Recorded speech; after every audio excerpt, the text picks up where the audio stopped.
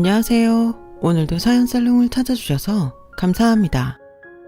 경기도 고양시에 살고 있는 결혼한 지 올해로 5년 차인 30대 여성입니다. 현재 남편과 같은 직장에 다니고 일부러 그런 건 아닌데 좀처럼 아이 소식이 없어 저는 현재 애가 타는 중입니다. 그렇다고 남편이나 시부모님이 스트레스를 많이 주는 건 절대 아니에요. 제가 아이를 기다리고 있는데 오지 않아서 애가 타는 거죠. 솔직히 다른 분들의 사연을 듣고 와, 어떻게 저렇게 힘들게 살 수 있지?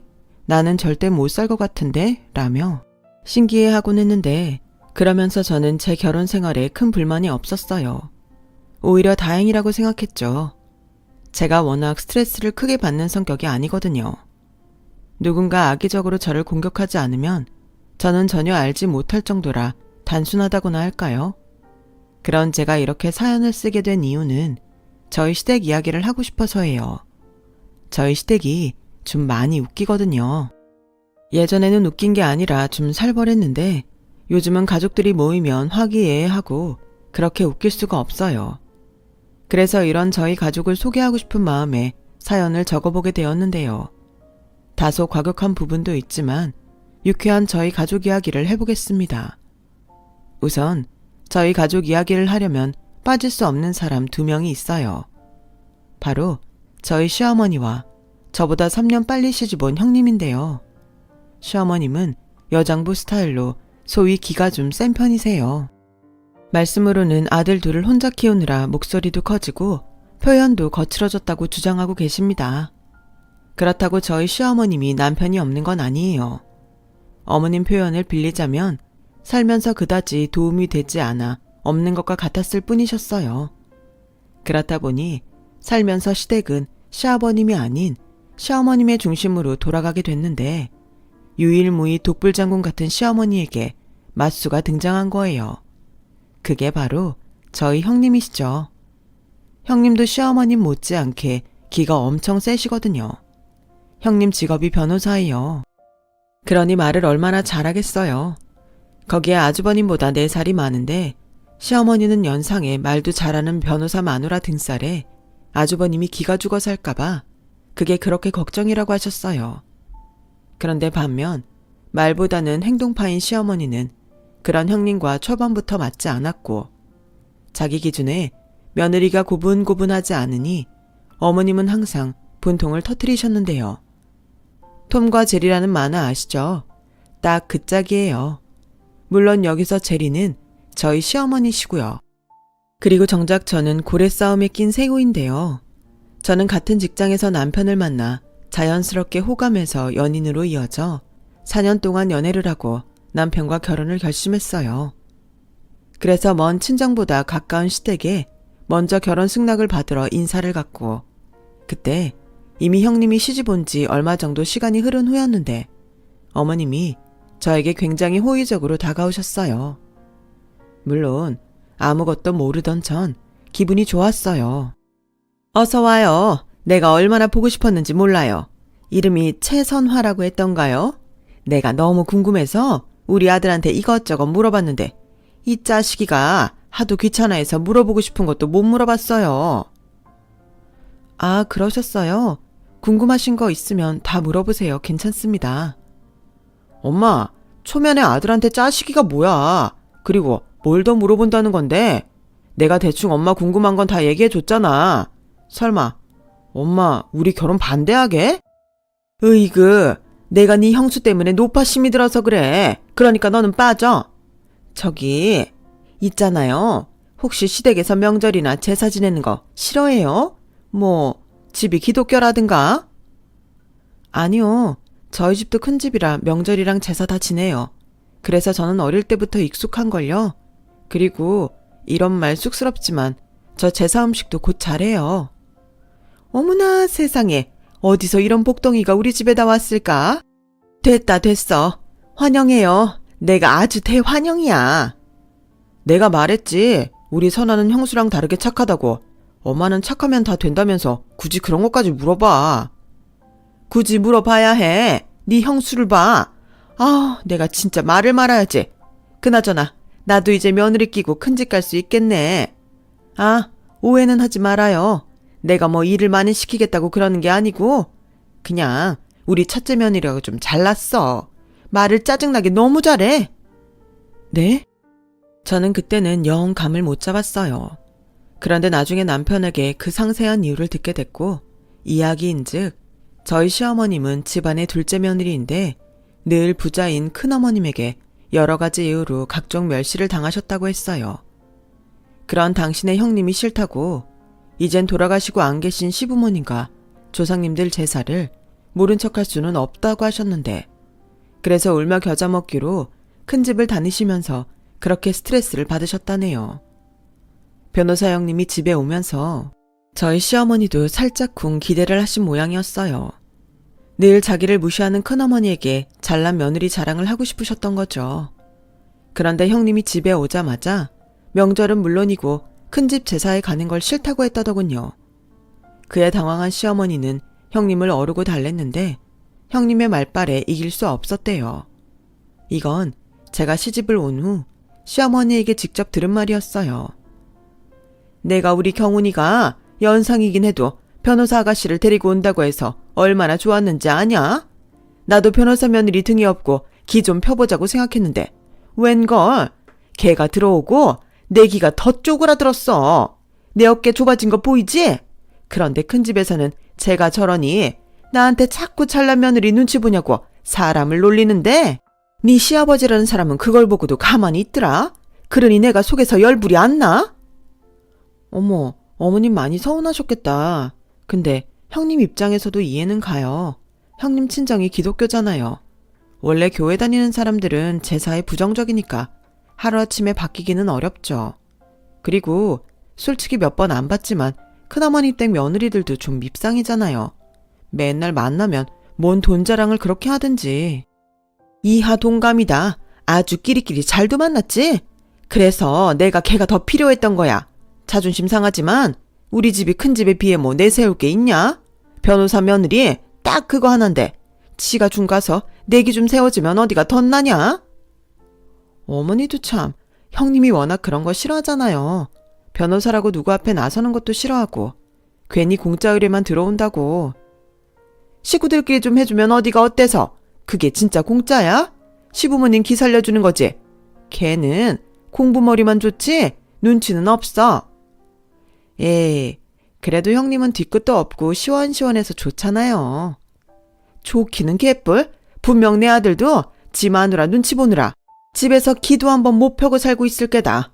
아니, 경훈이 걔는 지보다 나이도 많은 여자가 뭐가 좋아서 결혼까지 했을까? 변호사라서 좋았나? 같은 직장 다니면 자주 보니까 호감이 생기셨나 보죠. 저희도 그렇잖아요. 명훈 씨가 제 사수였으니까. 그래도 그렇지.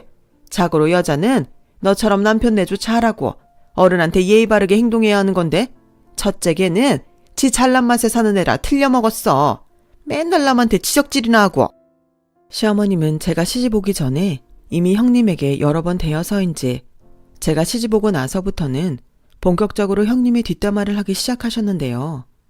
처음 몇 번은 저도 그럴까봐 단도리 하시는 줄 알았는데 파도 마르지 않는 샘물처럼 형님의 뒷담화는 마르지 않았어요. 그렇다 보니 저도 자연스럽게 명절이나 가족 모임이 있을 때면 혹시라도 두 분이 싸우지 않을까 긴장을 하게 됐는데 남편이 거기에 불만이 좀 많았어요. 자기야, 이번에도 형님이랑 어머님 싸우시면 어떡하지? 몰라. 나도 그래서 솔직히 형이 명절 같은 거 아니면 그냥 가족 모임에는 안 왔으면 좋겠어. 에이, 아무리 그래도 그건 좀 아니다. 아주버님이 무슨 죄야. 보면 형이 제일 문제지. 우리 엄마야 옛날 사람이고 형이 엄마 성격을 모르는 것도 아닌데 그럼 형수한테 미리 조심을 시켜야 하는 거 아니야? 가뜩이나 변호사라고 아주 잘난 척 만땅인데 진짜 마음에 안 들어. 그래? 난 형님이 잘난 척하는 거 모르겠는데 자기가 오히려 형님한테 열등감 있는 건 아니고 난 형님이 변호사라서 멋있고 좋은데 원래 집안에 의사랑 변호사는 한 명씩 있으면 좋다고 하잖아. 됐거든. 난 자기처럼 싹싹하고 어른한테 잘하는 여자가 더 좋아. 그러니까 자기랑 결혼했지. 난 형수 같은 여자 피곤해서 딱 질색이야. 또 선 넘는다. 뭘 그렇게까지 말해. 설마 이번에 가서 형님이랑 아주버님한테 시렌티 낼 거 아니지? 내가 가운데서 얼마나 민망한 줄 알아? 아주버님이 착해서 그렇지. 가끔 자기 진짜 너무해. 형이 우유부단하니까 그렇지. 그리고 형이 그러니까 형수가 더 설치는 거고. 남편은 아무래도 자기 어머니한테 한마디도 지지 않는 형님과 그런 형님을 잡지 못하는 아주버님께 감정이 좋지 않았어요. 게다가 형님네랑 저희가 3년 터울로 결혼을 했는데 두 집 다 아이가 없다 보니 시부모님 걱정이 많으셨어요. 그런데 형님이 워낙 말을 잘하니 시부모님은 형님네에게는 말도 꺼내지 못하셨고 그 때문에 애꿎은 저희 부부만 잔소리의 대상이 되었는데 전 그다지 그 잔소리에 스트레스 받지 않았고 하루라도 빨리 아이를 갖고 싶은 마음에 시어머님이 지어주신 한약도 잘 받아 먹었는데 문제는 남편이 그걸 싫어했다는 거였어요. 남편은 일부러 갖지 않겠다는 건 아니지만 생기지 않는 아이를 바라며 억지로 강요받는 게 어쩐지 싫다고 했는데 그러면서 시부모님, 특히 시어머니가 형님과 아주버님에게는 한마디 말도 못하는 게 짜증난다고 했어요. 아, 그렇다고 저희 남편이 사람에게 함부로 하거나 나쁜 사람은 아니에요. 괜히 오해하실까봐. 굳이 설명을 하자면 저희 남편은 연애 때나 결혼 후나 자기 인생에 제가 1순위인 사람이에요. 회사에선 능력 좋다고 인정도 받고 있고 집에서는 극성이긴 하지만 저라면 끔뻑 죽는데요. 저에게 너무나 분에 넘치는 100점 만점의 남편이에요. 뭐, 저 말고 다른 사람에겐 좀 까칠한 면이 많은 게 단점이라면 단점이지만요. 아무튼 남편이 그렇다 보니 1시간 거리에 시댁에 갈 때면 종종 저렇게 입이 대빨 나와서 가기 싫은 애마냥 투정을 부렸는데 어째 저희 부부는 거꾸로 저는 시댁에 가는 걸 좋아했어요. 아이에 관한 잔소리까지 좋다고 할 순 없지만 시부모님은 언제나 적정한 선은 지켜주셨기에 그 부분에는 크게 스트레스를 받지 않았는데 우선 시댁에 가면 맛있는 밥도 주시고 이런저런 이야기를 나누니 저는 그게 참 좋았어요. 저는 친정이 좀 멀거든요. 마음이야 자주 가고 싶지만 거리가 있다 보니 부모님 생신 때도 잘 내려갈 수 없었고 아직은 부모님이 모두 일을 하셔서 각자 바쁘다 보니 서로 시간 맞추기도 어지간해서는 힘들었어요. 그래서인지 남편은 처가에는 자주 가지 못하는데 시댁에 이렇게 자주 오는 건 장인 장모님 입장에서는 서운할 수 있다며 시부모님께 그만 좀 부르라고 불만을 말하곤 했는데 형님이 그런 남편의 말에 옳다며 박수까지 쳐 시어머님의 심기를 건드리고 마셨어요. 와, 우리 도련님 최고다. 동서는 좋겠네. 척척 알아서 얘기해주는 남편도 있고? 형님, 저는 아니에요. 저는 시댁에 오는 거 좋은걸요. 오면 반찬도 많이 싸주시고 어머님이랑 이런저런 이야기하면서 드라마 보는 것도 재밌어요. 저는 엄마가 항상 일을 하셔서 집에 혼자 있는 날이 많았거든요. 그것 봐라. 우리 둘째는 이런 애야. 괜히 지가 오기 싫으니까 그래요. 그래서 내가 넌 안 와도 된다고 하는데 어째 너는 꼬박꼬박 여기로 오냐? 그러면서 명절은 또 당일만 와서 있다가 가겠다는 건 무슨 심보야? 그냥 너도 헷갈리니까 하나만 해. 앞으로는 경훈이만 보내도 된다. 어머니, 그거 안 돼요. 이랑 전 세트인데 이만 보낼 순 없죠. 그리고 제가 어머니를 몰라요? 이만 보내면 또 제 흉만 엄청 보실 건데. 제가 또 그 꼴은 못 보죠. 그리고 저 그렇게 어머님 댁에 오는 거 싫어하지 않아요. 어머님이 제가 오는 게 싫으신 거죠. 뭐야? 저건 진짜 한마디를 안 줘. 너 일부러 나랑 싸우려고 여기 오는 거지? 어머니 참, 제가 싸움꾼이에요? 엄마, 이 사람이 변호사인데 말로 엄마한테 치면 그게 말이 돼? 저 입으로 먹고 사는 직업인데. 그리고 이 사람 재판하면 승률 짱이야. 우리 로펌에서 제일 잘 나간다니까. 그래, 네 마누라 잘나서 너는 좋겠다. 그러게, 엄마가 너도 로스쿨 가서 변호사라고 했지? 치 마누라는 변호사라서 잘 나가는데 치는 사무장에 나고 앉아있고 넌 존심도 없어? 어머니, 그 말은 제가 좀 듣기가 거북한데요. 사무장이 어디가 어때서요? 이처럼 일 잘하는 사람 별로 없어요. 그렇게 직업으로 사람 서열 나누는 건 구시대적인 사고방식이라고요. 그리고 이가 어머님 힘드실까봐 로스쿨 안 간 거라고 하던데 그럼 더 미안해 하셔야죠. 그래, 너 잘났다. 나는 태생이 구시대적인 사람이라 그것까지는 몰랐다. 그리고 새끼가 공부하겠다는데 애미가 과부 생빚을 내서라도 보내. 무슨 내가 힘들까봐 로스쿨을 포기해. 어디서 효장내야. 에이, 어머니 또 급발진하시네. 자기야, 안 되겠다. 우리는 이만 가자. 이렇게 계속 있다가는 지난번처럼 어머님 입에서 불 뿜겠어. 야, 내가 공룡이야? 불을 뿜게? 그리고 내가 언제 그랬다는 거야? 얘가 진짜 생사람 잡네. 지금요. 딱 그 직전이세요. 그러니까 저는 이만 가보겠습니다. 반찬은 안 가져갈게요. 어차피 먹을 시간도 없어서요. 동서, 우리 것까지 다 가져가. 동서는 좋아하잖아. 그럼 다음에 또 봐. 형님은 그렇게 얼굴이 불그락 푸르락 해져서는 시어머님과 다르게 해맑은 표정으로 시댁을 나가셨어요. 그리고 그럴 때면 씩씩거리는 시어머님을 보고 시아버님이 눈치 없게 염장을 지르셨는데요. 자네는 쟤한테 게임이 안 된다니까. 사람이 왜 인정을 못하고 쟤만 보면 으르렁거려. 성난 사자처럼. 당신까지 왜 그래요? 공룡에서 이번엔 사자야. 어디 사자한테 한번 물려볼래요? 내가 오죽하면 그러냐고. 속 터져. 남편이나 자식 새끼나 어떻게 내 속을 이렇게 몰라. 그러니까 이런 모임 이제 좀 하지 말고 각자 좀 삽시다. 뭐야 이 자식아? 그래, 너도 다음부턴 오지 마. 대신 선아만 보내. 엄마 진짜 웃긴다. 형네는 형만 오라고 하고 우리 집은 선아만 보내라고? 이게 무슨 조합이야. 자기야, 그만해. 어머니 진정하세요. 형님은 악의적인 마음은 아니에요. 그건 어머님도 잘 아시죠? 몰라. 저게 악의가 아니면 선이냐? 좌우지간 잘난 애들은 잘난 꼴값을 꼭 떨어. 니들도 가. 명훈이 저것도 어째 점점 밉상이라냐. 너 네 형수 닮아가. 엄마는 왜 엄마 아들을 거기다 갖다 붙여. 좌우간 둘 다 이상해. 선아야, 우리도 가자. 그날은 그렇게 가족 모임이 끝났어요. 저희 시댁은 한 달에 한 번은 그래도 온 식구가 모여서 밥을 먹자며 모임을 갖고 있었어요. 솔직히 저희는 형님네보다 시댁과 가깝고 제가 시댁을 좋아하다 보니 비공식적으로도 종종 갔는데 남편은 그것도 한 달에 한 번 있는 모임도 아예 없어졌으면 좋겠다고 했어요. 하지만 아들 둘과 같이 살다 두 분만 남게 된 시어머니는 빈둥지 증후군을 앓게 되셨죠. 장가간 아들을 보고 싶은 마음에 이런 모임을 만드셨는데 남편이 자꾸 불만을 얘기하니 이번엔 시어머니와 남편 사이에 긴 새우가 됐어요. 그래서 제가 더 다처해서 시어머니와 시간을 보내려 했는데 시어머님이 그걸 참 좋아하셨어요. 시아버님이 은근 가리는 음식이 많아 시어머님이 먹고 싶어도 참아야 하는 음식들이 있었는데 저를 만나면 그런 음식을 마음껏 먹으니 한 달에 한 번 모이는 가족 모임보다 저와 외식하는 날이 더 좋다고 하실 정도였어요.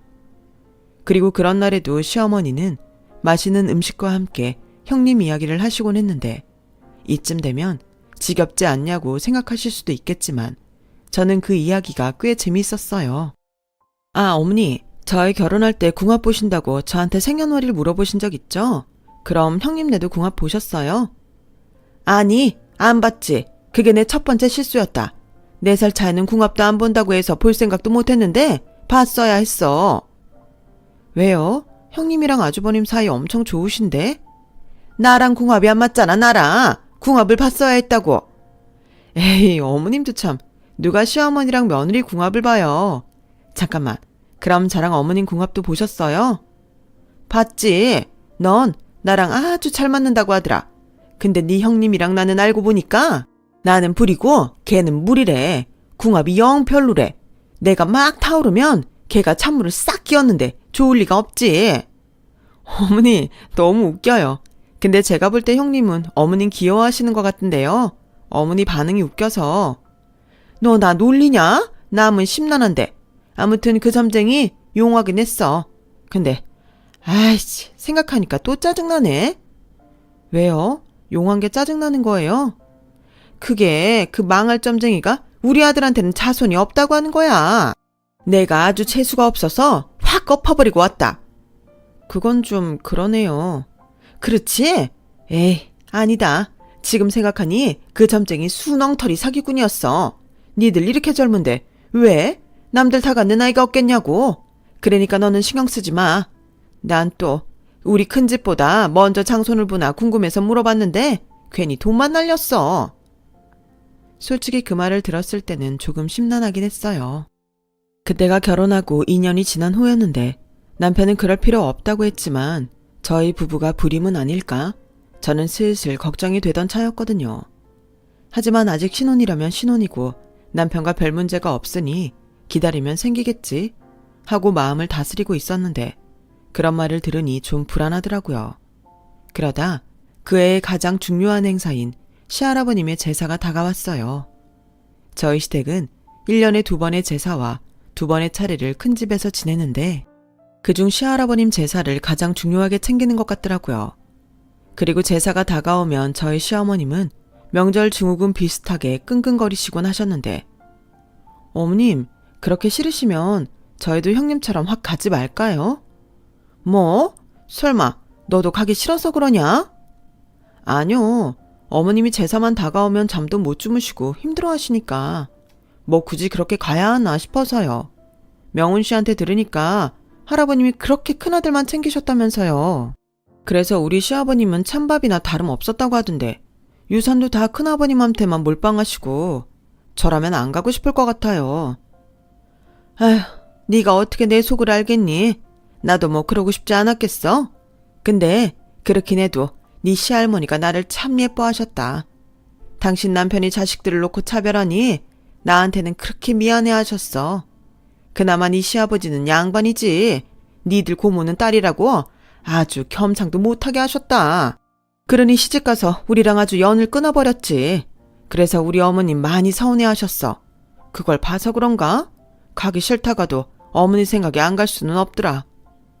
그래도 그렇지. 그럼 시할머님 제사만 가면 안 돼요?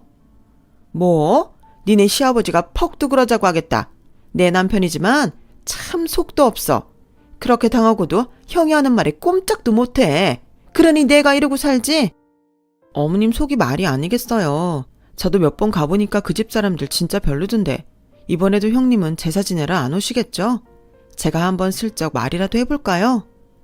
냅둬라. 여태 한 번도 안 온 애가 오겠냐? 그렇게 오래였으면 진작에 왔지? 참고로 저희 형님과 시어머님은 제사 때문에 크게 부딪힌 적이 있다고 하셨어요. 그때는 형님이 갓 결혼하고 처음 맞이하는 시할머니의 제사였는데 그동안 혼자 큰 집에 가셨던 시어머님이 이번부터는 며느리, 그것도 변호사 며느리랑 같이 갈 생각에 잔뜩 신이 나셨는데 거기에 형님이 안 간다고 찬물을 끼얹어 버리셨대요. 제가 꼭 제사에 같이 가야 하나요? 왜요? 그리고 왜 그이는 따로 가요? 원래 여자들이 일찍 가서 음식 준비하고 남자들은 제사 올릴 때나 필요해서 나중에 퇴근하고 오는 거야. 남자들이 뭐 제사 준비할 거 있어? 근데 우리는 준비할 게 많지 않니? 그러니 너는 시간 미리 빼서 나랑 같이 가자. 어머니, 그건 좀 불합리해요. 저희는 맞벌인데 왜 저만 시간을 빼서 음식을 해야 해요? 이러면 불평등한 거죠. 불평등? 아니, 여자가 시집 왔으면 그 집 제사를 지내는 게 도리잖아. 옛날부터 그게 내려온 정통이지. 그리고 경훈이가 뭐 음식을 해봤니? 있어봤자 도움도 안 되고. 어머니, 그 말은 더 이상해요. 저희 집은 저보다 그이가 음식을 잘하는데? 그럼 저보다 그이가 먼저 가야죠. 저야말로 어머님 놀리면 있어봤자 도움이 안 될 텐데요. 그래서 뭐? 너는 제사에 가기 싫다는 거야? 경훈이만 빼고 너만 일하는 게 싫어서? 싫은 게 아니고 부당해서요. 얘 아가, 네가 아무래도 교회를 다녀서 제사 지내는 게 좀 그런가 본데 원래 로마에 가면 로마법을 따라야 한다고. 이런 건 그냥 따라야 하는 거야. 게다가 넌 맏며느리잖아. 엄밀히 말하면 전 맏며느리가 아니죠. 큰어머니네 큰며느님이 맏며느리죠. 그리고 맏며느리는 뭘 더 해야 하는 거예요? 전 그 말에 동의할 수 없어요. 아무튼 저는 내키지 않으니까 빠지겠습니다. 뭐야? 내키지 않아서 빠진다고? 이게 지금 무슨 개벽다귀 같은 소리야? 어머니, 그런 말은 요즘 세상에 조심하셔야 해요. 그리고 냉정하게 생각하면 저는 알지도 못하는 어른 제사인데 그럴 시간에 재판 준비 하나라도 더 하는 게 저한테는 더 이득이지 않을까요? 아니, 조상님 제사 지내는데 누가 그런 말을 해? 너 그러다 조상님이 노하셔서 경훈이한테 안 좋은 영향이라도 주시면 어쩌려고 그러니? 원래 조상 섬기는 건 후손들 잘 되라고 지내는 거야. 네가 아직 애가 없어서 그렇지. 애 생기면 더 챙겨야 하는 게 조상님 제사다. 어머니, 그 말도 좀 궤변이에요. 한 집안의 조상이 제사 좀 안 지내줬다고 후손한테 해코지를 한다고요? 세상에 뭐 그런 자기만 하는 못돼 먹은 조상이 다 있어요? 저는 그런 소리 들으니까 더 가기 싫은데요. 야, 됐다. 오지 마. 아주 평생 오지 마. 됐냐? 네, 어머님. 이해해 주셔서 감사합니다. 그럼 어머님은 조심히 잘 다녀오세요. 너무 무리하지 마시고요. 무릎 안 좋으시잖아요. 그리고 저랑 그이는 조상님 은덕 없이도 잘 살 수 있으니까 너무 거기에 목매지 마세요. 그럼 끊습니다. 웃는 얼굴에 침을 누가 못 뱉는다고 했나요? 형님은 언제나 상냥하게 웃으며 시어머님에게 할 말을 다 했지만 저희 시어머님은 그런 형님한테 늘 침을 튀기며 불만을 쏟아내셨어요. 오히려 형님이 웃는 얼굴로 할 말을 다 하니 더 열받는다면서요. 걔는 변호사가 천직이야. 다른 직업이었어 봐. 진작에 싹퉁머리 없다고 잘렸을 거라니까. 안 싸더니 현명했지. 저렇게 싸가지가 없으면 공부라도 잘 시켜야 부모님 걱정이 덜어지지 않겠어? 어쩜 사람 속을 저렇게도 잘 뒤집어 놓는지. 경운이 말 맞다나 재판도 잘하는 거겠지. 그것도 어떻게 생각하면 능력이죠. 저는 형님이랑 어머님이 사이좋게 지냈으면 좋겠어요. 이렇게 셋이 맛있는 것도 따라 나와서 먹고 영화도 보고 쇼핑도 하고. 됐다. 맛있는 거 먹다 체할 일 있냐? 난 싫어. 결국 그의 시할아버지 제사에도 형님은 참석하지 않으셨어요. 근데 그날은 제가 좀 많이 힘들었는데요. 그 집 밉상 며느리들이 지네들만 수군거리면서 사람을 교묘하게 왕따를 시키는데 저도 시어머님의 영향인지 은근 짜증이 나더라고요. 그래서 그날 제사를 마치고 남편이랑 아주버님한테 힘든 티를 좀 냈어요. 그러자 아주버님이 집에 돌아가셔서 그 말을 형님에게 한 모양이었고 그날 저녁 늦게 형님이 제 통장에 20만 원을 입금했더라고요. 저는 그 돈을 보고 깜짝 놀라 형님에게 전화를 걸었어요. 형님, 동서, 내가 지금 막 전화하려던 참이었는데 너무 늦은 시간이라 망설였어. 내가 입금한 거 확인했지? 네, 그래서 전화드린 거예요. 이게 무슨 돈이에요? 그이한테 들었어. 오늘 제사 가서 많이 힘들었다며. 생각해보니까 나는 안 가서 편하지만 동서가 늘 혼자 수고가 많잖아. 그래서 도련님이랑 어디 분위기 좋은 데 가서 외식이라도 하라고. 형님, 저는 이런 돈은 필요 없어요. 그리고 이런 말 죄송하지만 저는 이런 돈보다 형님이 다른 가족 모임처럼 일을 안 하시더라도 아주버님이랑 같이 오셨으면 좋겠어요. 글쎄, 난 워낙 내키지 않으면 영 몸이 움직여지지 않는 사람이라. 그리고 다들 일하는데 나만 아무것도 안 하는 것도 좀 이상하잖아. 그래서 난 아무리 생각해도 제사나 명절은 못 갈 것 같아. 동서가 서운하다고 해도 이건 내가 어쩔 수가 없네. 그리고 먼저 말을 꺼내서 하는 말인데 난 동서도 그냥 나처럼 내키지 않으면 제사는 가지 않았으면 좋겠어. 하지만 그건 내가 이래라 저래라 할 수 없는 거잖아. 동서가 자유롭게 선택할 문제지. 그래서 난 동서의 선택을 존중해.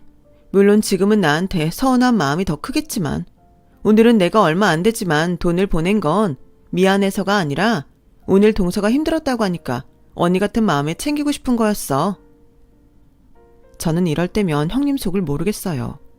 여기서 화를 내면 제가 옹졸한 사람이 되는 것 같고 그렇다고 알겠다고 넘어가기엔 저만 당하는 것 같고 그제야 저는 시어머님이 왜 그렇게 형님하고 말을 하면 혼자 열받아 하시는지 이해가 갔어요. 그래서 그 다음부터는 안 그래야지 하면서도 시어머님과 한마음 한뜻으로 형님을 좀 얄미워했는데요. 그러던 중 아주버님의 생일날이 되었고 시어머님은 당연하게 당신이 당신 큰아들 생일상을 차리려 했지만 형님이 그럴 필요 없다고 좋은 곳을 예약했다며 식구들 전체를 초대하셨어요. 저희 남편은 모처럼 형님의 선택이 마음에 든다고 좋아했고 아주버님의 생일인 당일 저녁 시간에 맞춰 식구들이 형님이 예약한 가게로 모였는데 총 3대의 차로 따로따로 움직인 저희 식구들은 직원의 안내로 꽤 널찍한 룸에 자리를 잡았어요. 그런데 그날따라 시어머님이 못 보던 명품 가방을 들고 오셨고 그 가방은 여자라면 다 아는 샤넬의 명품 가방이었어요. 그래서 제가 시어머님 기분 좀 맞춰드리려고 장단을 좀 맞춰봤는데요. 어머니, 그 가방 너무 예뻐요. 아버님이 사주셨어요. 그 가방 꽤 비쌀 텐데. 네가 보기에도 이 가방 진짜 같니? 네? 진짜가 아니에요? 그래, 너도 알지? 내 동네 친구 수기. 걔가 진짜 같은 명품 가방 파는 곳이 있다고 알려줘서 거기 가서 하나 샀어. 근데 이게 정말 진짜 같은 거지? 저는 그때 아차했어요. 아니나 다를까 형님의 눈살이 찌그러져 있더라고요. 어머니, 그건 범죄예요. 남의 물건 카피해서 파는 것도 문제지만 그걸 사는 것도 문제라고요. 어머니 같은 사람이 있으니까 자꾸 모조품이 만들어지는 거 모르세요? 뭐? 명품이 갖고 싶으시면 돈을 모으시든가 아니면 아버님께 말씀하셔서 하나 사달라고 하시지. 그렇게 가짜 가방을 진짜처럼 매신다는 게 부끄럽지도 않으세요? 차라리 10,000원짜리 가방이라도 당당하게 매시는 게 정직한 거죠. 아니, 너는 무슨 말을 그렇게 하니? 나는 네가 고급 음식점을 예약했다고 해서 일부러 이거 메고 온 건데. 그러니까요. 정말 갖고 싶으신 거면 무리를 하시더라도 진짜를 사시든가. 그럴 능력 없으면 그냥 매시던 거 들고 오셔야지. 짝퉁을 자랑스럽게 들고 오신다는 게 말이 되냐고요. 어머님이 안 창피하세요? 아무리 그게 잘 모르는 사람들 눈은 속일 수 있어도 어머님 자신은 그게 가짜라는 걸 아시잖아요. 그럼 양심에 안 찔리세요? 야, 너 지금 내가 우습냐? 그네 말이 하나도 틀리지 않았는데 뭘 그래? 사람이 창피한 줄 알아야지. 그렇게 갖고 싶으면 나한테 말을 하든가. 그깟 가방 얼마나 한다고? 보기 싫으니까 가서 차에 두고 와. 여보, 당신까지 이럴 거예요? 말을 하면 당신이 사줄 수나 있어요? 이거 500만 원도 넘는다고 합디다. 뭐? 이 옆에 내가 노망이 들었네. 500만 원? 생각이 있어 없어? 500만 원이면 평균 남자 월급보다 많은 거야, 이 사람아. 당장 그 가방 내 눈앞에서 치워. 시아버님은 시어머니에게 큰 소리를 치셨어요. 어지간해서는 시어머님에게 큰 소리를 치지 않으시는데 그날은 당신도 화가 나셨는지 자식들이 보는 자리임에도 시어머님께 화를 내셨죠. 그러자 시어머님은 귀까지 빨갛게 성질이 나셔서 아들 생일이고 뭐고 당신은 집에 가겠다고 시아버님에게 차 키를 뺏어들었는데요. 어쩐지 저 때문에 일이 이렇게 된 것 같아 제가 시어머님을 따라 나갔어요. 어머니, 죄송해요. 괜히 저 때문에. 아니다. 이게 왜 너 때문이야? 싹퉁바가지랑 왼수 같은 양반 때문이지. 아주 자기들끼리만 잘났어. 내가 오죽하면 이런 짝퉁을 샀을까? 내 주제에 이런 비싼 가방을 들 수나 있어? 자기는 사줄 능력도 없으면서 애들 앞에서 큰 소리는? 그리고 저 싸가지? 오늘 같은 날은 그냥 넘어가면 안 돼? 내같이 시어머니인데 왜 자꾸 지랄인데 왜? 이런 짝퉁 가방 사는 사람 모두 붙잡고 일장연설이라도 하지? 아주 꼴보기 싫어 죽겠어. 내가 어디 혼자 외딴 섬이라도 가서 살아야지. 이러다 4명에 죽지도 못하겠어. 내가 저거 야구르게 벽에 똥칠할 때까지 오래 살 거야. 내가 전생에 나라를 팔아먹었나? 뭐 저런 게 하나도 아니고 2씩이나 가족으로 있는 건데. 어머니, 왜? 숨 좀 쉬시라고요. 오래 사신다고 하셨는데 숨 넘어가겠어요. 그리고 오늘 같은 날 이렇게 가지 마시고 저랑 같이 마음 좀 진정하시고 다시 올라가요. 이대로 가면 어머님 집에 가서 아버님이랑 또 싸우실 거잖아요. 어머님은 금방이라도 터질 것 같은 만주처럼 씩씩거리며 주차장으로 내려가셨어요. 그리고 아까는 그렇게 눈에 띄지 않았는데 엘리베이터 끝쪽에 형님 내외가 타고 왔을 것으로 추정되는 아주버님의 차가 보였고 그걸 본 시어머님은 당신 아들 차로 성난 코뿔소처럼 성큼성큼 다가가셨는데요. 그리고는 이런 천하의 잘난 며느리 같으니라고 가다가 확 타이어나 퍼져라! 라며 아주버님의 차 앞바퀴를 뻥 하고 차셨는데 타이어를 차신다는 게 그만 차 문을 3개 차버리고 마셨어요. 그러자 아주버님 차에서는 경고음이 삑삑삑 하고 울렸고 저희 시어머님은 당신 아들 차임에도 무서우셨는지 엄마야! 하고 계단 쪽으로 도망을 가버리셨죠. 그리고 저의 아부와 설득 끝에 시어머님은 다시 식구들이 기다리는 식당으로 가셨고 시어머님은 당신이 한 행동 때문인지 별 말씀도 없이 음식에만 집중하셨어요. 시아버님도 조용히 식사만 하셨고요. 그제야 안심이 된 저는 시어머님 맞은편에서 이제야 늦은 식사를 시작하려는데 그때였어요. 시어머님이 저를 향해 조용히 쉿하라고 눈치를 주시더군요. 참, 이런 모습을 뭐라고 해야 할지. 저는 솔직히 시어머님의 그런 모습이 귀여워요. 그래서 저도 시어머님을 향해 고개를 냉큼 짧고 빠르게 끄덕끄덕 했는데 그제야 미소를 씩 하고 지으시더라고요. 그렇게 저와 시어머님은 둘만 아는 비밀을 간직하는 줄 알았어요. 나중에 알았는데 차량 블랙박스로 아주버님과 형님은 이미 시어머님의 망행을 확인하셨더라고요. 그러다 연말이 다가왔고 이번에도 시어머님의 제사가 다가왔어요. 그리고 이번엔 시어머님에 이어 저까지 큰 집에 가기 싫어서 예정된 시간보다 늦게 출발을 하게 됐는데요. 저는 이미 그날 휴가를 낸 상태라 시어머님 댁에서 시어머님과 같이 출발하기로 했어요. 그렇게 무거운 걸음으로 시댁 문 밖을 나섰고 해가 서쪽에서 떴는지 계단을 내려가는데 형님이 보이더라고요. 손에는 보자기로 싼 무언가와 과일 바구니가 보였어요. 저는 너무 놀라 제 눈을 의심했어요. 그리고 저랑 똑같이 형님을 본 어머님은 반가워하시기는커녕 수상하다는 듯 눈살을 찌푸리셨는데요. 저거 싸가지 네 형님 아니냐? 맞아요. 근데 웬일이실까요? 혹시 큰집 같이 가려고 오셨나? 어머님 뭐 들으신 거 없으세요? 아니, 그런 거 없었는데. 제가 몸바람이 불어서 제사를 가. 쟤 오늘 우리 제사인 거 모르는 거지? 근데 여긴 왜 왔을까? 손에 든 건 또 뭐야? 글쎄요. 그래도 오셨으니까 같이 가자고 해요. 와, 오늘은 우리 어머니 며느리가 다 모였네요. 어머니 좋으시죠? 형님이랑 같이 가고 싶어 하셨잖아요. 그거야 옛날 얘기지. 난 이제 쟤가 무섭다. 큰 집에 가서 또 내 속을 얼마나 뒤집어 놓을 거야. 그냥 쟤는 안 데려가고 싶어. 에이, 어머니도 참. 그러지 마시고 같이 가요. 거기 며느리들 형님 말빨로 기 좀 팍 꺾어 놓게. 저는 시어머님의 손을 잡고 형님이 계시는 곳까지 중중 걸음으로 계단을 마저 내려갔어요. 저희 시댁은 오래된 구옥 빌라라 엘리베이터도 없는 4층 건물이었거든요. 그러자 형님은 저와 어머니를 보고 웃지는 않았지만 누가 봐도 제사에 같이 갈 사람처럼 저희를 기다렸는데요. 시어머님이 대뜸 이렇게 물으셨어요. 얘, 너 설마 우리랑 같이 제사 가려고 왔냐?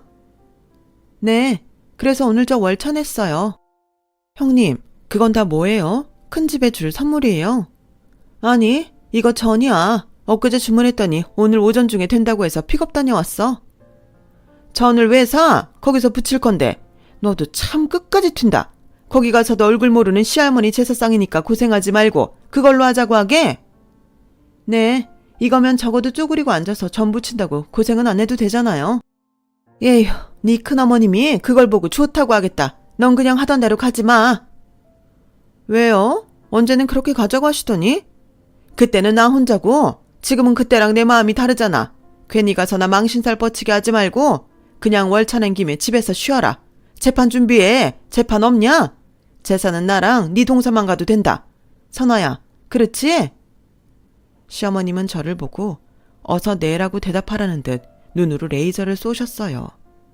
저는 뭐 그렇게까지 할 게 있나 싶어 시어머님 말에 잠시 주춤했는데 시어머님의 표정이 거의 울상으로 변하셔서 마지못해 형님에게 그렇다고 말했네요. 그러자 형님은 이미 눈치챘다는 듯 아니에요. 이왕 월차까지 내고 왔는데 같이 가요. 돈 주고 산 것도 아깝잖아요. 저는 형님의 말에 저도 모르게 입꼬리가 올라갔어요. 하지만 시어머니는 계속 그렇게 뭐가 불안하신지 얼굴에 그늘이 잔뜩 끼었는데요. 아무튼 그렇게 저희는 큰 집으로 향했어요. 그리고 형님이 전에 시어머님이 발로 찬 아주버님 차를 끌고 오셨고 생각보다 더 선명하게 찍힌 당신의 발자국에 시어머님은 한 번 더 멈칫하셨는데요. 그때였어요. 형님이 시어머님을 빤히 쳐다보면서 이렇게 말씀하셨죠. 세상에, 어떤 몰삭식한 사람이 남의 차를 발로 걷어찬 거 있죠? 어머니, 이것 좀 보세요. 정말 내가 범인 잡아서 아주 홍구멍을 내줄 거예요. 이거 아는 사람 통해서 견적 뽑아보니까 차문 교체만 해도 좋기 100만 원은 넘는다고 하던데. 뺑소니범은 알려나 모르겠네요. 블랙박스에 찍혔을 텐데 바빠서 아직 확인을 못했어요. 뭐? 뺑소니범? 무슨 그렇게나. 잘 보이지도 않구만. 실수였겠지? 형님 맞아요. 저도 잘 안 보이는 것 같은데 그냥 타셔도 모를 것 같아요. 무슨 소리야. 하얀색이라 바로 보이는데. 그리고 그런 뺑소니범은 잡아서 죗값을 물어야지. 이게 뭐 싸구려 차도 아니고 나름 그이가 아끼는 외제차인데 안 그래요 어머니? 저는 순간 후회했어요. 그냥 시어머니 말을 듣고 어떻게든 형님을 떼놓고 오는 건데 형님이 저것 때문에 일부러 제사를 가신다고 하셨나? 뒷자리에 타서 별의별 생각을 다 했어요. 그렇게 1시간 반 만에 저와 시어머니는 큰 집에 도착했어요. 그리고 큰어머니를 비롯한 그 집 식구들은 거의 결혼식 이후로 처음 본 형님을 보고 처음엔 당황했다가 은근슬쩍 형님에게 곁눈질을 했는데요. 아무래도 변호사라는 말을 익히 들어 그게 좀 의식이 된 모양이었어요. 그러자 그 시선을 느낀 시어머님은 싫다고 할 때는 언제고 어깨에 힘이 들어가기 시작하셨는데 그 모습에 큰어머님 인상이 팍 구겨지더군요. 그래서일까요? 갑자기 방에서 무언가 들고 나온 큰어머니는 자기 며느리들에게 한약환처럼 생긴 무언가를 주었는데요. 큰어머니에게도 며느리가 2명이 있었어요. 그러더니 자기가 아끼는 화장품과 택도 뜯지도 않은 옷들을 가져와 며느리들에게 가지라고 했는데 그러면서 저희 시어머니와 저희가 들으라는 듯 이렇게 말씀하셨어요. 니들은 무슨 복이니? 우리 집 같은 데 시집을 와서 이렇게 시어머니 사랑을 듬뿍 받아? 그러게요. 저희가 전생에 어머니 딸들이었나 봐요. 어머니, 이 옷들 진짜 비싸 보이는데 정말 저희가 가져도 돼요? 그럼 그런 것들 아무리 비싸도 얼마든지 내가 니들한테 줄 수 있지. 난 누구랑 다르게 손도 크고 능력도 있으니까. 암만 며느리가 변호사면 뭐해? 시어머니라는 사람이 선물이라도 제대로 해줄 능력이 없는데. 그러니 그렇게 며느리 눈치를 보겠지. 경운이 그게 어쩌다 재수가 좋아서 변호사 색시를 얻었는지는 모르겠지만 혹시 뭐 약점이라도 잡혔나? 농담이고 난 좀 아까워서. 우리 집 정도면 몰라도 저 집은 너무 볼 게 없잖아. 무슨 순애본 줄은 모르겠지만 실제로 보니까 우리 변호사 조카 며느리랑 동서랑 너무 안 어울린다. 형님, 지금 저랑 싸우자고 시비 거시는 건가요? 모처럼 큰애도 제사에 데리고 왔는데 무슨 말을 그따구로 하세요?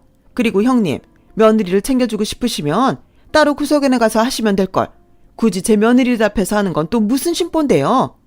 어째 형님 수준은 내일 모레 60살인데도 그대로이실까? 아주 유치해서 못 봐주겠네? 그거 몸에 좋은 거면 이리 좀 줘봐요. 먹을 건 같이 먹어야지. 비싸면 뭐 얼마나 비싸다고 네 며느리 내 며느리 차별을 해요. 왜? 동서도 먹고 싶어? 동서는 손 떨려서 절대 못 사. 아니지, 동서는 살 필요가 없겠네. 건강 빼면 시체 아닌가? 대체 뭘 먹고 그렇게 쪘어? 요즘은 비만도 관리 안 하면 각종 화병증에 훅 가는 거야. 동서는 정말 무지해서 내가 다 걱정이라니까. 아침에 거울은 보지? 나 참네. 별 거지 같은 얘기를 다 듣네. 보죠. 난 화장실 갈 때마다 거울 봐요. 그러는 형님은 뭐 얼마나 관리한다고 그러시는데요. 보아하니 좋다는 건 다 잡수고 계시나 보네. 그럼 뭐하나? 이미 몸뚱이는 다 늙어 빠졌는데. 뭐야? 동서 말 다 했어? 네, 형님이 먼저 시비 거셨잖아요. 저기 어머니들 싸우지 마세요. 오늘 제사잖아요. 그리고 오늘은 저희 형님이 전을 미리 준비하셔서 저는 따로 하지 않아도 될 것 같은데 오늘 같은 날은 쉬엄쉬엄 서로 배려하면서 제사 준비하면 좋을 것 같아요. 세상에나, 바쁜 사람이 언제 그걸 다 준비했대? 그럼 우리야 편하지. 얘들아, 오늘은 기름 냄새 안 맡아도 되겠다. 작은 애 너 기름 냄새 오래 맡으면 속 울렁거린다고 했잖아. 그래서 내가 오늘 제사전은 젖은 며느리한테 다 시키려고 했는데 아주 딱이네. 저는 큰어머니 말에 황당했어요. 그러니까 저 말은 자기 며느리 속 울렁거릴까봐 저한테 전을 다 맡기라고 했다는 거잖아요. 정말 그 소리를 듣는데 기분이 확 나빠지더군요. 그래서 저도 더는 참지 않고 한 소리 해야겠다고 생각했는데요. 그때였어요. 큰어머님, 말씀이 뭐랄까? 좀 귀에 거슬리네요. 아무리 저희 동서가 나이가 어려도 성인인데 속마음이 그러시더라도 사람 앞에 두고 그런 말씀하시는 건 예의가 아니죠. 아실만한 분이 왜 그러세요? 제가 전을 사온 건 큰어머님 며느리 편하라고 사온 게 아니라 저희 동서 편하라고 사온 거예요. 뭐야? 이 전을 만들어 온 게 아니고 사왔다는 소리야? 나 참네. 제사가 장난이야? 변호사라 돈이 썩어나나? 이게 지금 무슨 경우 없는 짓이야? 아무리 세상이 변했다고 해도 이건 아니지. 조카 며느리? 제사는 정성이야. 형님, 지금 우리 애한테 말씀 함부로 하시는 거예요? 정성 같은 소리 하네. 왜? 그 정성을 자기 며느리는 빼고 내 며느리한테만 시키려고 하는 건데요. 그리고 요즘 세상이 바쁘고 힘들면 살 수도 있지. 돈 많다고 자랑질은 그렇게 하면서 그런 돈은 또 아까운가? 좌우지간 그 속을 모르겠네. 저 계속 이러시면 제사고 명절이고 이제 여기 안 올랍니다. 어머 웃겨? 지금 나 협박해? 며느리가 돼서 자기만 얌체처럼 쏙 빠지겠다는 거야. 사람이 나이 먹고 왜 그렇게 이기적이야? 제가 이기적이에요? 지금 이기적인 사람들이 누군데? 형님 이렇게 사는 거 솔직히 형님 돈 아니잖아요. 다 시아버님이 물려주신 유산으로 잘 먹고 잘 사는 거지. 그랬으면 다른 형제들한테도 좀 베풀고 살면 어디 덧나요? 형제들 보고 미안하지도 않냐고요. 지금 이기적인 사람들이 누군데 나더러 이기적이래.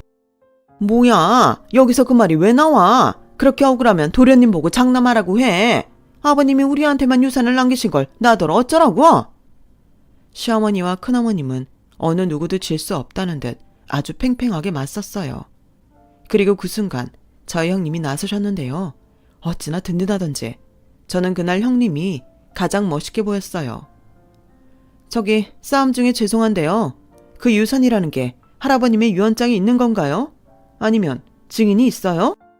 저건 또 뭐라는 거야? 아버님이 직접 우리한테 유산을 주겠다고 하셨어. 본인이 그러겠다고 하셨으면 됐지. 무슨 유언장? 그리고 이미 어머님도 아무 소리 안 하셨어. 그럼 된 거 아니야? 무슨 문제 있어? 네, 문제가 좀 있네요. 그랬다는 법적인 증거가 하나도 없잖아요. 그럼 상속법상 보통 배우자한테 상속이 될 텐데 상속 문제는 어떻게 처리하셨어요?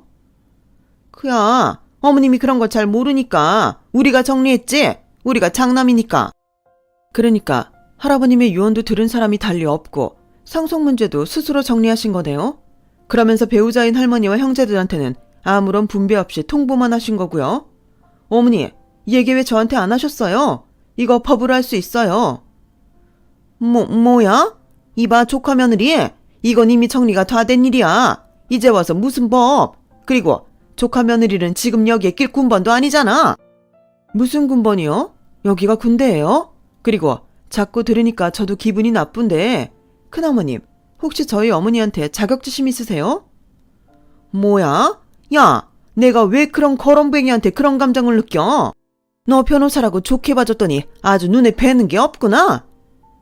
뭐야, 거렁뱅이? 저 옆엔 내가 돌았어? 어디서 남의 며느리한테 야래? 우리 며느리가 틀린 말 했어. 내 며느리 변호사야. 만날 말만 한다고? 그래, 네 며느리 변호사라서 좋겠다. 너 아주 오늘 내가 어머님이랑 같은 제사밥 먹게 해줄게. 야, 너 이리 와. 그렇게 두 어머니는 순식간에 서로를 향해 죽일 듯 맹렬히 얼싸 안으셨어요. 그리고 마치 어린애처럼 할퀴고 꼬집고 머리채를 잡으며 싸움을 벌이셨는데 형님은 그걸 말릴 생각도 하지 않으시고 핸드폰으로 영상을 찍으시더라고요. 형님, 뭐 하세요? 말려야죠. 말리기 전에 증거를 남겨야지. 이런 일일수록 나중에 딴 말을 하거든. 방금 큰어머님이 먼저 달려드셨잖아. 그럼 이건 우리가 유리해. 동서, 어머님 무릎 안 좋으신 거 알지? 동서가 가서 어머님 좀 뒤에서 잡아라. 우리 어머님 밀린다. 뒤에서 잡으라고요? 살짝 잡아. 앞으로 못 나가게. 대신 말리는 척하면서 잡아야 한다. 괜히 2대1로 싸우는 걸 보이면 우리가 불리해. 저는 형님의 말에 쭈뼛쭈뼛 난투극이 벌어지고 있는 두 어머니 곁으로 갔어요. 그리고 이제 그만하시라며 큰어머님을 뒤에서 잡았는데요. 그러자 이건 또 뭐야? 야, 이거 안 놔? 하며 힘이 어찌나 센지 저를 패대기 치셨고 저는 덕분에 그대로 나가 떨어졌는데요. 그러자 저희 시어머니는 그야말로 눈이 횟가닥 도셨어요. 선아야, 너 괜찮니? 이게 정말? 야, 너 지금 내 며느리 패대기 쳤냐? 내가 오늘 너 절대 가만히 안 둔다. 그래, 해봐. 네 성깔머리가 그러니까 여태 자손도 하나 없는 거야. 뭐야? 두 분의 싸움은 그렇게 닻이 격해지셨어요. 그러자 그 모습에 저희 형님이 일어나셨고 형님은 저에게 동서 괜찮아? 움직일 수 있지? 그럼 그대로 큰어머니 발목을 붙들어. 난 뒤에서 맡을게. 라고 하셨는데 그땐 저도 지면 안 된다는 생각밖에 없어서 형님이 하라는 대로 했어요. 아픈 줄도 모르고요. 그리하여 큰어머니는 저희 어머니에게 덤비지 못하게 봉쇄되었는데 이것들이 지금 쌍으로 뭐하는 거야? 이거 놔! 얘들아, 니들 뭐하니? 이것들 좀 떼어내라. 아니면 니들도 저 작은 엄마 좀 붙들어. 라며 자기 며느리들한테 SOS를 치셨지만 큰어머님의 며느리들은 뭐 받아갈 때와는 다르게 시선을 외면하고 자리를 피했어요. 그야말로 큰어머니의 외로운 싸움이었죠. 그리고 큰어머님은 확실히 좋은 걸 많이 드셨는지 기운이 남다르셨는데요. 저와 형님이 아무리 붙들고 있어도 무슨 괴력인지 저희 시어머니와 계속 머리채를 붙들며 싸우셨고 결국엔 두 분 모두 중심을 잃고 엉덩방아를 찌고 마셨어요. 그 난리통에 저희 형님은 싱크대에 쿵 하고 머리를 찧었고 저는 큰어머니 밑에 깔리는 신세가 됐는데요. 준비했던 음식이고 뭐고 주방이 아주 난장판이 돼버렸어요. 그리고 그때 제사를 주관하는 남자들이 집 안으로 들어왔는데 거기엔 퇴근한 저희 시아버님, 아주버님, 남편까지 함께 있었고 저희 남편이 가장 먼저 저에게 뛰어왔어요. 자기야, 이게 다 무슨 일이야? 싸웠어? 야, 넌 네 엄마는 안 보이냐? 그리고 경훈이 너도 얼른 네 색시 안 챙기고 뭐해? 혜영아, 너 괜찮니? 여기서 혜영이는 저희 형님 이름이에요. 원래 저희 시어머니는 평소 저에게도 이름으로 부르셨는데요. 아마도 형님의 이름을 부르신 건 그때가 처음이었을 거예요. 어머니, 저 이마에 홍날 것 같아요. 이런 씨, 너 그 뭐냐, 손해배상 청구해. 그리고 이딴 집에 제사고 명절이고 이젠 우리 발 끊자. 가자 얘들아. 당신 지금 뭐 하는 거야? 발을 끊다니. 나도 오늘부터 기독교예요. 앞으로 난 주님만 모실 거니까 제사랑 명절은 당신 혼자 다녀요. 독실한 신자한테 일 시키지 말고. 저 사람이 정말. 웃기죠. 저는 그때 일만 생각하면 지금도 혼자 웃음이 나와요.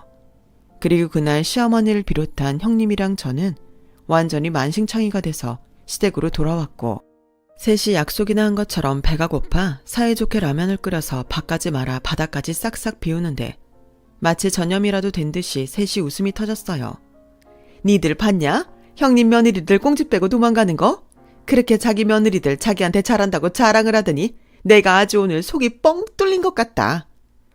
그러게 진작에 저 따라서 기독교 하시지 그러셨어요. 아까 어머니 진짜 멋지시던데요. 가자 얘들아 할 때 카리스마가 아주 끝내줬어요. 그러니까요. 저 아까 막 가슴이 웅장했어요. 어벤져스 볼 때처럼. 이 애들이 이렇게 지시애미를 놀려요. 그래도 오늘은 봐준다. 혜영아, 오늘 고맙다. 오늘 내가 비로소 네 덕을 봤다. 아니에요. 제가 오늘 가서 보니까 제가 잘못했네요. 감히 우리 어머니를 그렇게 깔보고 무시했다니. 제가 진작 가서 정리 싹 해야 했는데. 형님, 저도 감사해요. 그리고 죄송하고요. 뭐가 죄송해. 됐고 나도 동서 말 듣고 한 번은 가보자 했어. 해보지도 않고 싫다고 하는 건 좀 그렇잖아. 근데 오늘 가니까 진짜 완전 싫더라. 어머니, 우리는 그냥 명절이고 제사고 사 먹으면 안 돼요? 되지. 난 네가 사오면 언제든 땡큐베리 감사다. 우리도 그냥 이제부턴 신식으로 하자. 명절에 여행 다니고 제사고 나발이고 스트레스 받지 마. 초상덕은 개뿔. 그날은요. 늘 불안하던 고부 셋이 모처럼 한마음 한듯이 되던 날이었어요. 그리고 피곤은 했는지 안방에서 셋이 사이좋게 잠이 들었는데요. 저희가 잠에서 깨니 자정이 훌쩍 넘어 있었고 거실로 나갔더니 제사를 마치고 온 듯한 시아버님 이하 남편들이 심각한 표정으로 거실에 모여 있었어요. 아무래도 큰아버님께 한 소리 들은 눈치였죠. 거기에 여자들 여기 앉아봐. 오늘 있었던 일 어떻게 책임질 거야? 특히 자네. 형수님 알아놓고 난리도 아닌데 도대체 왜 그러는데? 여태 잘 참았으면서. 사람이 어떻게 계속 참고 살아요? 그리고 내가 왜 그 일을 책임져요? 여태 당하고 산 건 난데 당신이야말로 누구 편 들어야 하는지 모르겠어요? 여기서 편을 왜 나눠? 형수님이 당신보다 손윗 사람이잖아. 오늘 며느리까지 동원해서 3대1로 싸웠다며? 내가 정말 창피해서 제사 지내는 동안 고개를 못 들었어. 아버님, 오해가 있으신 것 같은데 시작은 큰어머님이 먼저 하셨어요. 저랑 동서는 싸움을 한 게 아니고 말린 거고요. 영상도 다 있어요. 그리고 나중에 큰어머님이 화난다고 접시 들었잖아요. 그거 특수폭행죄에 해당됩니다. 특수폭행죄는 5년 이하의 징역 또는 1,000만 원의 벌금형을 받을 수 있는데. 자기야, 그만해. 여긴 법정이 아니잖아. 아무튼 제가 객관적으로 봤을 땐 큰어머님의 과실이 더 많습니다. 저나 동서는 다쳤어요. 저희가 피해자예요. 뭐? 자기 다쳤어? 아까는 그냥 큰어머니 밑에 깔리기만 한 거 아니야? 아버지, 나도 이제 제사 안 갈래요. 나는 진작부터 안 가고 싶었어요. 큰어머니도 그렇고 거기 형들도 우리 대놓고 무시하잖아요. 그런데 왜 우리가 굳이 거길 가요? 가고 싶으면 이제 아버지만 가세요. 뭐야? 너까지 정말 이럴 거야? 넌 죄가 아니냐? 왜 내 자식한테 그래요? 그놈의 성이 뭐가 중요하다고 바른 말만 아주 잘하는구만. 당신 자꾸 이러면 나 이혼할 거예요. 혜영아, 나 나이 먹고 이혼하는 거 그거 할 수 있지? 황혼이혼이요? 그래, 그거! 어머니, 그래도 이혼까지는 너무 가신 거 아니세요? 물론 아버님이 눈치가 좀 없긴 하지만요. 동서, 요즘 그거 진짜 많이 해. 남편들이 젊었을 때 함부로 한 거 늙어서 벌 받는 거야. 난 찬성이야. 형님의 말에 시아버님은 눈이 왕방울만해졌어요. 그리고는 아무 소리도 하지 못하시는데 시어머님이 슬쩍 저와 형님의 팔짱을 끼시더군요. 네, 저희는 그때 하나였어요. 그렇게 그날은 저희 시어머니의 완승의 날이 되었고 정기적인 가족 모임 대신 정기적인 고부 모임이 생겨났어요. 그리하여 저희는 한 달에 한 번씩 밖에서 기분을 냈는데 시어머님이 저희 중에 가장 좋아하셨어요. 이젠 아들 같은 건 필요 없다고 하실 정도로요. 그리고 저는 앞으로 시어머님과 형님과 이렇게만 지내면 좋겠다고 생각했는데 그렇게 지내길 반년이 지났을까요? 다시는 볼 일 없다고 생각한 큰어머니의 연락이 왔어요. 나이가 꽉 찬 당신의 막내 아들이 결혼을 한다면서요.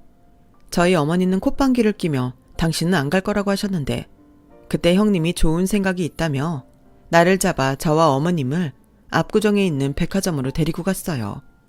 그리고는 명품으로 옷과 가방 등을 사주셨는데 입이 떡하고 벌어지더라고요.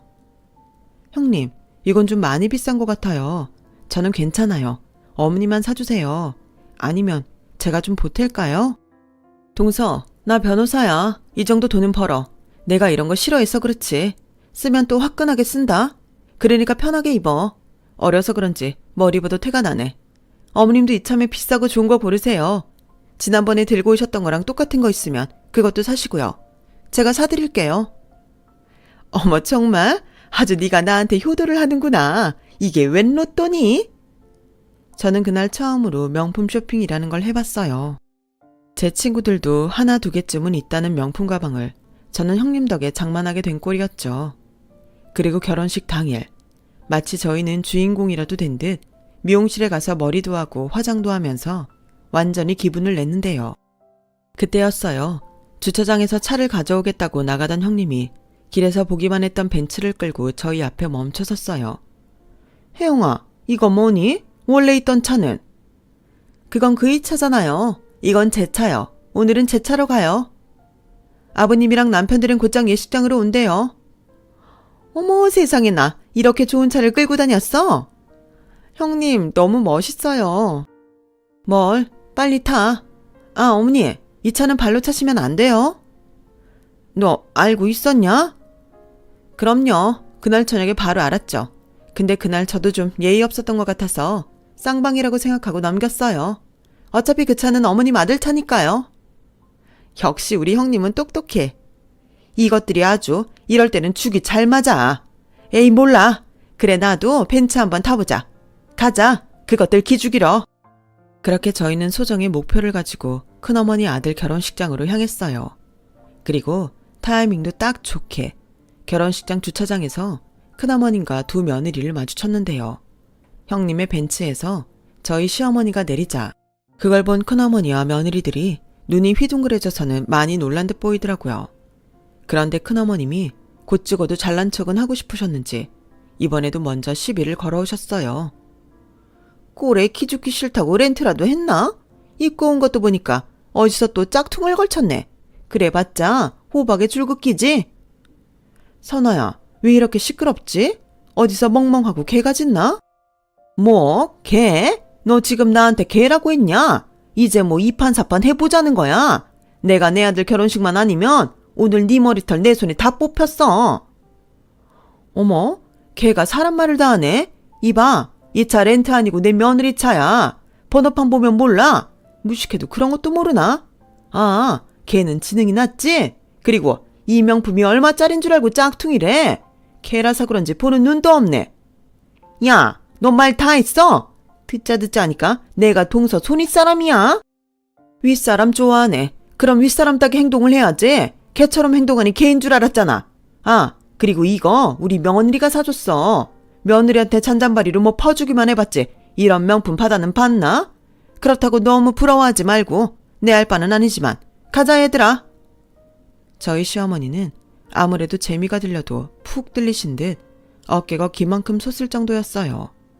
그리고 그런 시어머님이 귀여운 저와 형님은 시어머님의 말씀처럼 양옆에 보디가드처럼 꼭 붙어 다녔는데요. 이미 예상은 했지만 그날은 완전히 저희의 날이 되고 말았어요. 뭐 따지고 보면 모든 게 저희 형님 덕이었죠. 그런데 형님은 동서, 내가 고맙다는 말 했었나? 형님이 저한테 고마워하실 일이 뭐가 있어요. 오히려 제가 고맙죠. 아니야. 난 동서 보고 진짜 배우는 게 많아. 내가 머리는 좋은데 사회성이랑 사교성이 좀 떨어지거든. 그런데 동서 하는 거 보니까 어른들한테는 어떻게 하는 건지, 그리고 마음을 전달하는 건 어떻게 하는 건지 조금은 알 것 같아. 그래서 나도 조금은 달라지고 싶었어.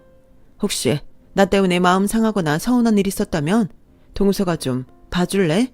난 동서랑 진짜 잘 지내고 싶거든. 그런 거 없어요. 그리고 저도 마찬가지고요. 동서지간 잘 지내는 거 어렵다고 하는데 저는 형님이랑 어머님이랑 다 사이좋게 잘 지내고 싶어요. 지금처럼요. 저는 형님의 진심 어린 마음이 참 고마웠어요. 잘난 직업에 돈도 많으면서 솔직히 그렇게 인성까지 좋기가 어렵잖아요. 그런데 저희 형님은 그야말로 다 갖춘 사람이니 제가 좋아하지 않을 수가 없었죠. 그리고 형님은 한번 하면 하는 사람이라 결국은 큰아버님에게로 모두 간 유산이 부당하다며 법으로 이를 문제 삼으려 했고, 큰어머니는 그제야 발등에 불이라도 떨어진 사람처럼 죽는 소리를 하셨어요. 조카 며느리, 뭘 가족끼리 그렇게까지 해? 알았어. 내가 잘못했어. 왜 저한테 그러세요? 용서는 저희 어머님한테 비셔야죠. 그리고 유산은 다른 문제예요. 고모님께도 이미 다시 분할해야 한다고 알려드렸어요. 동참하신다고 하셨고요. 아우, 참 알았어. 우리가 지금 가진 거라도 셋이 똑같이 나눌게. 그러면 되잖아. 지금 가진 게 얼마나 남았는지 어떻게 알아요? 유산 상속은 별다른 게 없으면 똑같이 하는 게 원칙이에요. 설마 장남이라고 더 받아야 한다고 생각하시는 건 아니시죠? 그래, 알았어. 달라는 대로 줄게. 그럼 되잖아. 그리하여 큰어머니를 비롯한 큰집 재산 중 시할아버님께 물려받은 재산을 뒤늦게 나눠받을 수 있게 된 저희 시부모님은 형님의 활약으로 그동안에 한을 풀 수 있게 되었고, 저희 어머니는 구옥이긴 했지만 당신이 원하는 아파트로 이사를 하실 수 있게 됐어요. 저는 그때 느꼈죠. 아, 이래서 사람이 능력이 있어야 하는구나. 그래서 저도 그런 형님과 어울리는 똑똑한 동서가 되고 싶어 지금은 일도 열심히 하고 자기 개발에도 최선을 다하고 있어요. 지금은 영어 등 외국어 공부를 열심히 하고 있는데 나중에 가족들과 여행을 가면 그때는 제가 앞장서서 가족들의 여행을 돕고 싶다는 마음입니다. 그 후 저희 가족은 예전하고는 비교도 되지 않을 만큼 돈독해졌고, 황혼이혼 소리까지 들은 시아버님도 이젠 시어머님의 말을 적극적으로 듣게 되셨는데요. 명절과 제사는 시아버님만 큰 집에 혼자 다녀오는 걸로 정리가 되었어요. 대신 시할머니 기념일엔 겸사겸사 가족여행으로 시할머니, 시할아버님 산소를 찾고 명절엔 여행을 다니게 되었는데 이젠 누구보다 명절이 기다려지는 저와 시어머니십니다. 끝으로 바람이 있다면 저희 가족이 앞으로도 이렇게 사이좋고 재미있게 살았으면 좋겠습니다. 다른 사람들은 모르겠지만 저는 남편과 결혼 후 새 가족을 만나 참 즐거워요. 가끔 저희 친정 부모님이 서운하다고 하시는 날도 있는데 그만큼 딸이 시댁과 잘 지내고 있다는 것에 안심하는 눈치신데요. 이제와 생각하니 저는 참 복이 많은 것 같습니다. 최고의 남편과 최고의 시댁을 만났으니까요. 이제는 저랑 제 남편을 반반 닮은 어여쁜 아이만 생기면 더 바랄 것이 없겠어요. 손이 없다던 집안에 형님 집에 먼저 아이가 찾아왔으니 시어머님이 만나고 왔다는 점쟁이가 사기꾼이 맞겠죠. 제 사연을 여기서 마치도록 하겠습니다. 지금까지 긴 이야기 들어주시고 읽어주셔서 대단히 감사해요. 늘 건강하고 행복하시길 바라고 또 바라겠습니다. 여러분, 사연 댓글에 응원과 현명한 조언 부탁드려요. 좋아요와 구독은 저에게 큰 힘이 됩니다. 오늘도 좋은 일 가득하세요.